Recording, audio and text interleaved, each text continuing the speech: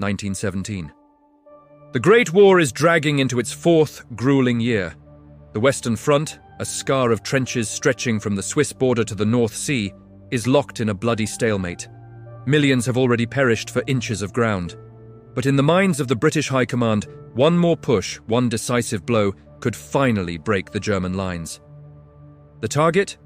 A small, unremarkable ridge in Flanders, Belgium, near a village called Passchendaele. This offensive, officially known as the Third Battle of Ypres, was meant to be the breakthrough.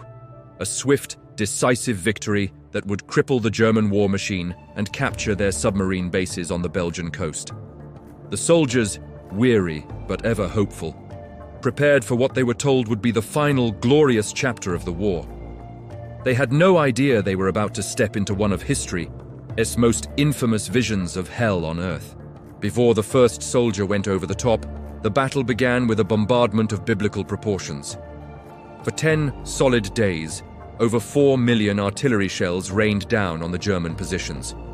The goal was to obliterate the enemy defenses, to shatter their barbed wire, and to pulverize their concrete pillboxes.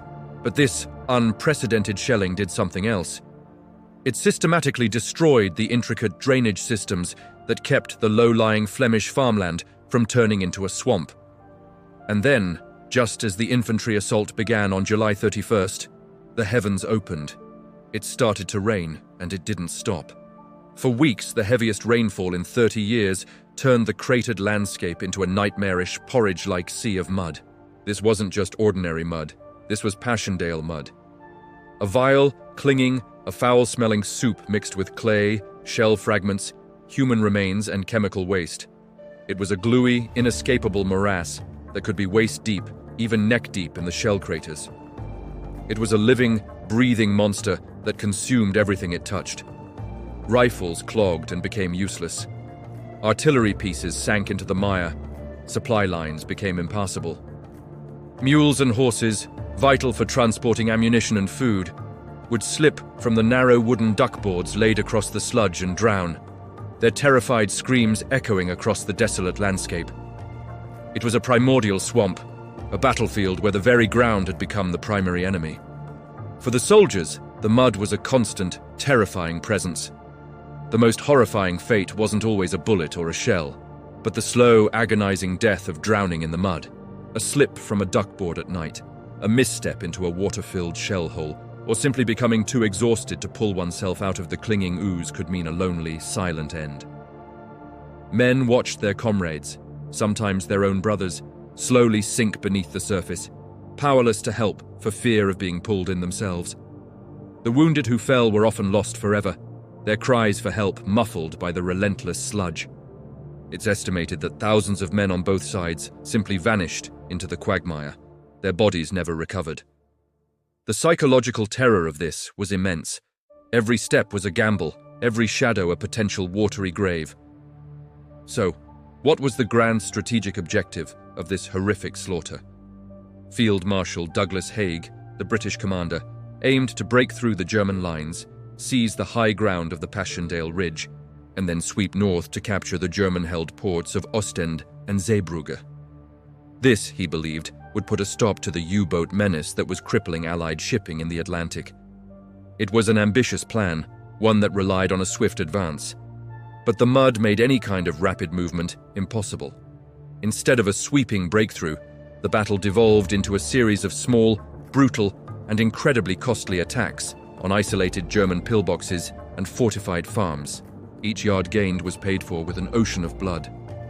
The offensive, which began at the end of July, dragged on for over 3 months.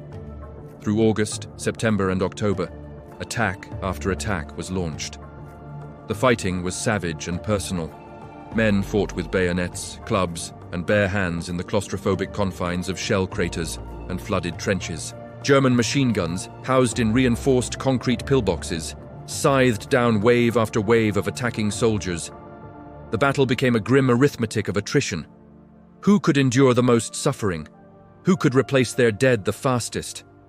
The initial grand strategy had long been forgotten, replaced by a stubborn, bloody-minded obsession with capturing the ridge, no matter the cost. Finally, on November 6th, Canadian troops, after weeks of horrific fighting, entered the ruins of Passchendaele village itself. What was left of it anyway? The village had been completely erased from the map, replaced by a landscape of mud and splintered tree stumps. The battle officially ended a few days later. After more than 100 days of unimaginable horror, the Allies had advanced a grand total of about 5 miles. The German submarine bases remained untouched. The breakthrough never materialized. The front line had simply moved a little further east, onto a shattered, indefensible ridge. The human cost was staggering, a price so high it's difficult to comprehend even today.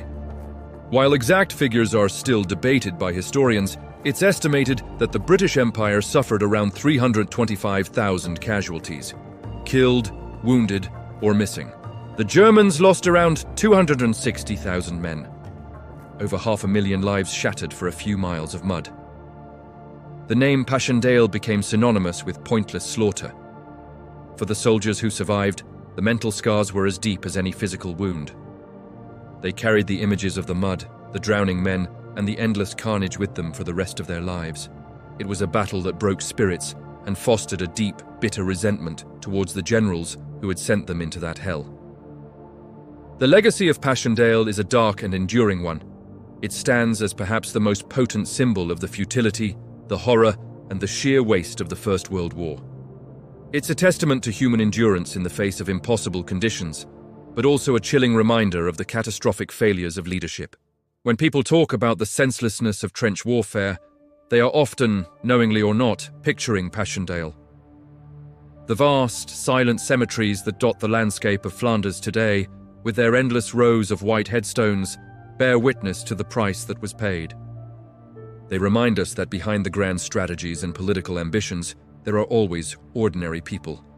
Young men who were swallowed by the mud and the madness of a war that promised glory, but delivered only death. Passchendaele is more than a battle. It's a warning, a story etched in mud and blood that we must never forget. Thank you for watching. If you found this look into history meaningful, please consider liking this video and subscribing for more stories from the past. Every story remembered is a lesson learned. Stay curious,